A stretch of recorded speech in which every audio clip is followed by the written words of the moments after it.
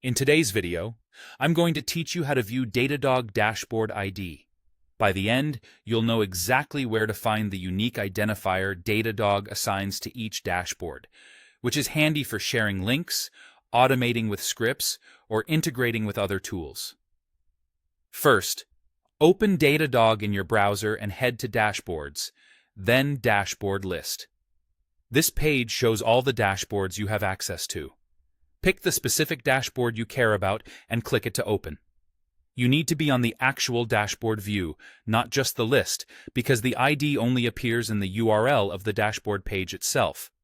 Once the dashboard loads, shift your attention to your browser's address bar. The dashboard ID is embedded right in the URL. You'll find it immediately after the /dashboard part of the path. Think of it as the first chunk of characters following /dashboard. It typically looks like a short alphanumeric token, often with dashes.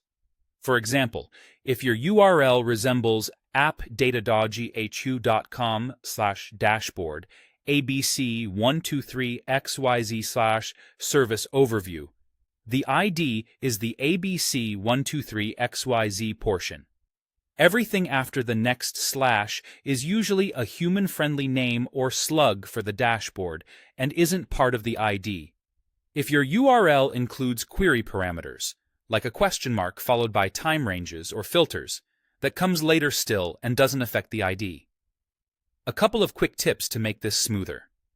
When you highlight and copy the ID, grab only the characters between dashboard and the following slash.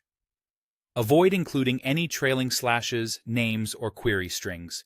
If you use a different Datadog site, such as the EU or a region-specific domain, the pattern is the same. The ID still sits right after /dashboard. If you don't see /dashboard in the URL, you're probably still on the dashboard list page. Click into a specific dashboard and check again. If you run into a permissions message instead of the dashboard, that means your account doesn't have access to that dashboard and you won't be able to view its ID. In that case, you'll need access to the dashboard first. Also, keep in mind that dashboards can be renamed without changing their ID, so the identifier is the stable piece you should rely on for scripts or references. That's all there is to it.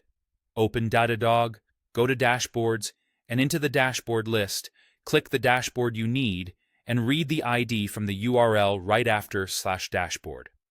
Copy it carefully, and you're ready to use it wherever it's needed.